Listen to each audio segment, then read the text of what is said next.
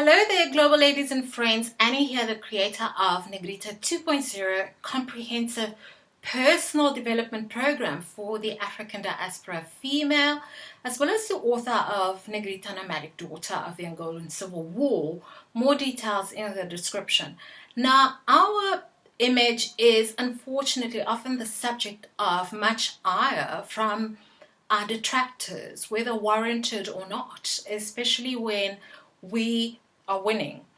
And we have seen this with the likes of our very own Michelle Major, to Serena Williams, even US, or rather former US First Lady Michelle Obama, and even the likes of Meghan Markle being compared to animals and males in media.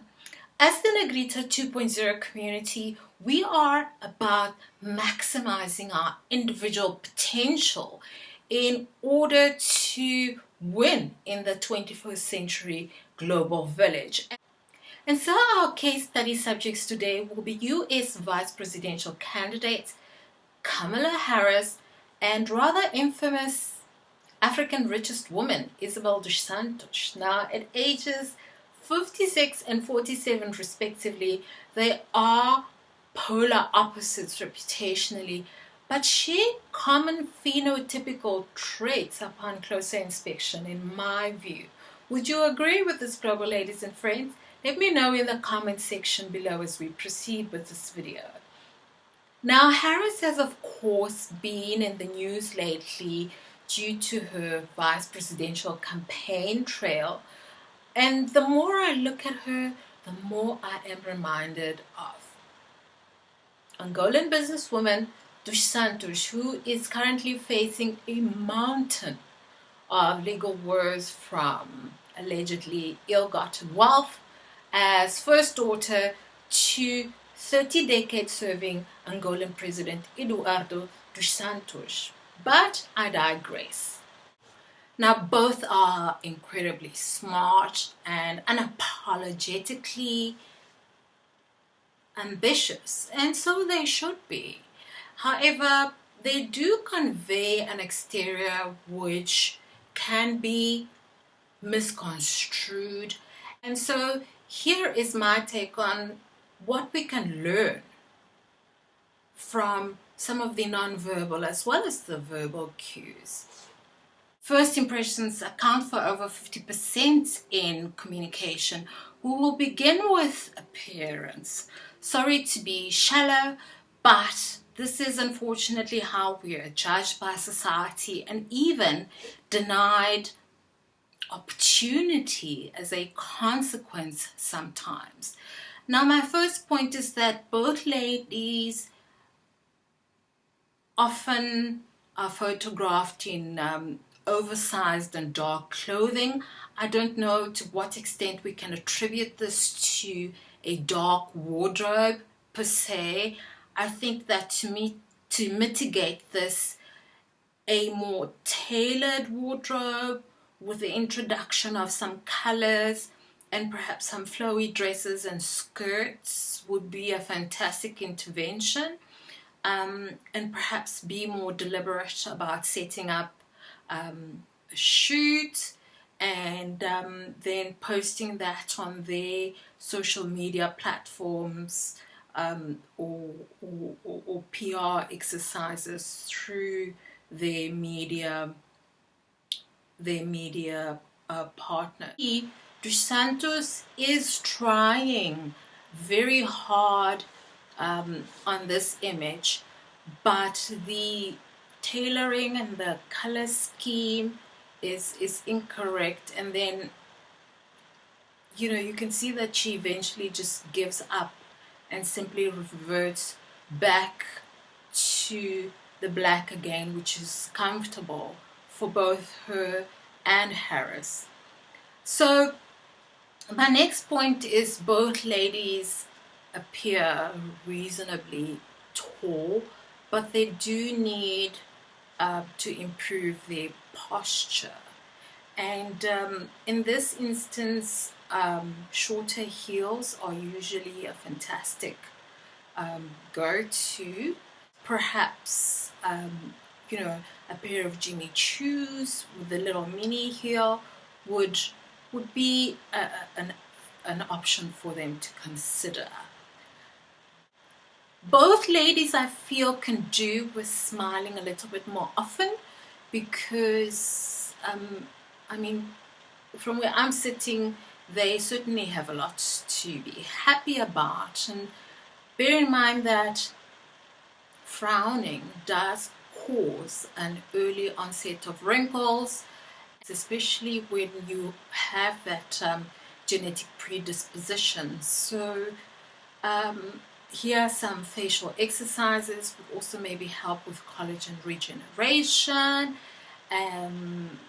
Those are the benefits of smiling. You know, the smile itself would qualify as a facial exercise. And then, you know, should wrinkles become a problem because of the frowning or age, Botox would be a go-to. But I would say delay that to only when absolutely necessary, because that also has its advantages and disadvantages. Right, so the next issue I want to raise is their weight. In both instances, it seems like their weight is very much up and down, which is common among high-earning women of color, and all the more reason to stay on top of it through weight loss strategy solutions that actually give us results. Also, Spanx are an absolute essential, even when we are in shape, ladies. You're never too good for Spanx. I mean, look at the Santos on this dress. I mean, I don't know. It looks like she's dressed to go to some sort of a Spanish fiesta. And she tried with the tailoring, but in the stomach area, you know, she doesn't look very comfortable there, I'm afraid. And I feel that it originates from the foundation garments. The next point I feel on image is that they can certainly do with shopping around a little bit more for the correct makeup balance, for the skin undertone, which is very easy to get wrong, especially with all the variables at play. Now, my next point is on an oratory nature. It is not accent related, because we all have one, including myself. Here I'm referring to a very specific, almost, you know, grating shrill in that speech pattern that is almost Hillary Clinton-esque, particularly when addressing pressing issues in media, for instance. And as we have seen with Santos in some of her more recent Reuters and BBC interviews, and we have seen this with Harris as well, when expressing her COVID-19 protocols views, which are contrary to the opposition.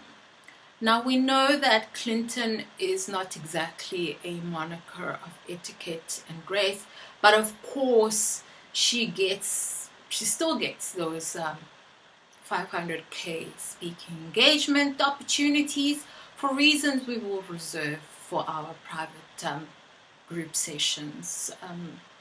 You must sign up for the private group. The details are in the description box. Okay, global ladies and friends, so those are my tips for today. How would you rate the two ladies on a scale of 1 to 10 based on the criteria I have shared today? Let me know below this video. Also look out for my Female in Politics video series. Sign up for the full Negrita 2.0 program, a comprehensive personal development program tailored for the African female diaspora. I'll see you on the next one. Bye for now.